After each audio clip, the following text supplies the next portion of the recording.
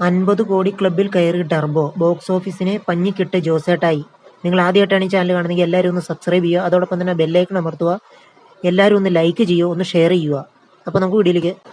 Box ഓഫീസിൽ പുതിയ ചലനങ്ങൾ തീർത്ത ടർബോ ജോസും സംഘവും. ചിത്രം 50 കോടി ക്ലബ്ബിൽ ഇടം പിടിച്ചു. നിർമ്മാതാക്കളായ മമ്മൂട്ടി കമ്പനിയാണ് ഈ വിവരം അറിയിച്ചത്. ഇതോടെ ഈ വർഷം 50 കോടി ക്ലബ്ബിൽ ഇടം പിടിക്കുന്ന രണ്ടാമത്തെ മമ്മൂട്ടി ചിത്രമായി ടർബോ മാറി. ഈ മാസം 23-നാണ് മിഥുൻ മാനുവൽ തോമസിന്റെ രചനയിൽ വൈശാഖ് സംവിധാനം ചെയ്ത ടർബോ തിയേറ്ററുകളിലെത്തിയത്. വമ്പൻ ചേസ് രംഗങ്ങളും ആക്ഷൻ രംഗങ്ങളുമാണ് ചിത്രത്തിന്റെ പ്രത്യേകത.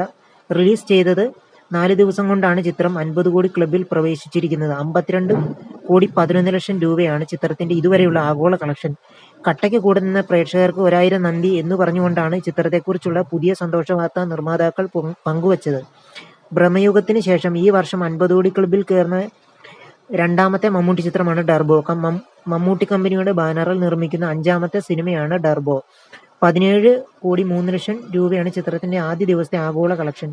70ഓളം രാജ്യങ്ങളിലാണ് ചിത്രം റിലീസ് ചെയ്തത്.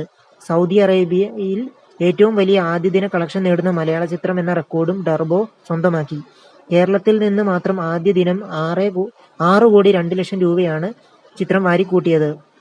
ഈ വർഷത്തെ ഏറ്റവും ഉയർന്ന ആദ്യദിന കളക്ഷനാണ് ഇതോടെ ടർബോ സ്വന്തമാക്കിയിരിക്കുന്നത്.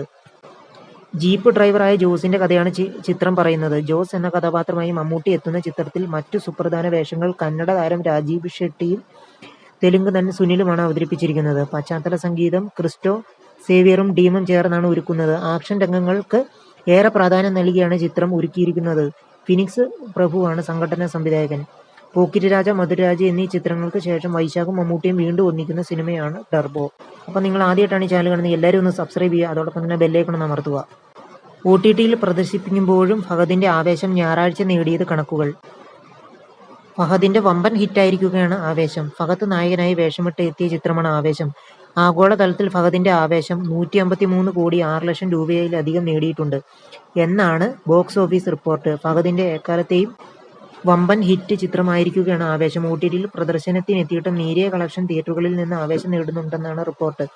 ആടുജീവിതം, 2018 എന്നീ സിനിമകൾക്ക് പുറമെ മഞ്ഞുമൽ ബോയ്സ് മാത്രമാണ് ആഗോള കളക്ഷൻ ആവേശത്തിന് മുന്നിലുള്ളത്. ഒരു സോളോ നായകൻ 150 കോടി ക്ലബ്ബിൽ മലയാളത്തിൽ നിന്ന് എത്തിയത് ആദ്യം പൃഥ്വിരാജിനായിരുന്നുവെങ്കിൽ രണ്ടാമത് ഫഹദാണ്. ആവേശം ഫഹദിന്റെ എക്കാലത്തെയും ഹിറ്റ് ചിത്രമായി മാറിയിരുന്നു. ആവേശം ആമസോൺ പ്രൈം വീഡിയോയിലൂടെ OTTയിൽ മെയ് 9 എത്തിയിട്ടും 1 ലക്ഷം ഞായറാഴ്ചയെയും. നിങ്ങൾ ആദ്യമായിട്ടാണ് ഈ ചാനൽ കാണുന്നത് എല്ലാവരും ഒന്ന് സബ്സ്ക്രൈബ് ചെയ്താൽ ബെല്ലൈക്കൺ അമർത്തി ഒന്ന് ലൈക്ക് ചെയ്യാൻ ശ്രമിക്കുക. രണ്ടാം ഭാഗത്തിന് മുന്നേ തിയേറ്ററുകളിൽ ഇളക്കി മറിക്കാൻ സേനാപതി ഒന്നുകൂടി വരുന്നു. സിനിമാ പ്രേമികൾ ഈ വർഷം ഏറെ പ്രതീക്ഷയോടെ കാത്തിരിക്കുന്ന സിനിമയാണ് ഇന്ത്യൻ 2. 1996-ൽ പുറത്തിറങ്ങിയ ഇന്ത്യന്റെ രണ്ടാം ഭാഗമാണിത്. 2019-ൽ അനൗൺസ് ചെയ്ത ചിത്രം പല കാരണങ്ങളാൽ ഷൂട്ടിംഗ് നീണ്ടുപോവുകയായിരുന്നു. കമൽഹാസന്റെ രാഷ്ട്രീയ പ്രവേശനവും കോവിഡ് പ്രതിസന്ധിയും കാരണം ഷൂട്ട് തുടങ്ങാൻ വൈകിയിരുന്നു. എന്നാൽ ഷൂട്ട് പുനരാരംഭിച്ച ശേഷം സെറ്റിലെ കൂറ്റൻ സെറ്റ് തകർന്ന് യൂണിറ്റിലെ അംഗം മരണപ്പെട്ടതും ചിത്രീകരണം പുനരാരംഭിക്കാൻ വൈകി. സിനിമയ്ക്കായി കമൽഹാസനെ ഡി-ഏജിംഗ് ചെയ്തതും ഷൂട്ടിങ്ങിനിടെ മരണപ്പെട്ട നെടുമുടി വേണുവിനെ ഗ്രാഫിക്സ് ഉപയോഗിച്ച് വീണ്ടും കൊണ്ടുവരുന്നുമുള്ള അഭ്യൂഹങ്ങൾ കേൾക്കുന്നുണ്ട്. ജൂലൈ 12-ന് ചിത്രം പുറത്തിറങ്ങുമെന്നാണ് കഴിഞ്ഞ ദിവസം അണിയറ പ്രവർത്തകർ അറിയിച്ചത്. ഇപ്പോഴിത് രണ്ടാം ഭാഗത്തിന് മുന്നേ ആദ്യ ഭാഗം റിലീസ് ചെയ്യുമെന്ന് അണിയറ പ്രവർത്തകർ അറിയിച്ചിരിക്കുകയാണ്. ജൂൺ 7-ന് ലോകമെമ്പാടുമുള്ള തിയേറ്ററുകളിൽ ചിത്രം പ്രദർശനത്തിനെത്തും. ചിത്രത്തിലെ പ്രകടനത്തിന് മികച്ച നടനുള്ള ദേശീയ അവാർഡ് കമൽഹാസന് ലഭിച്ചിരുന്നു. തമിഴിലെ ആദ്യത്തെ 25 കോടി ചിത്രമെന്ന നേട്ടവും ഏറെ കൂടുതൽ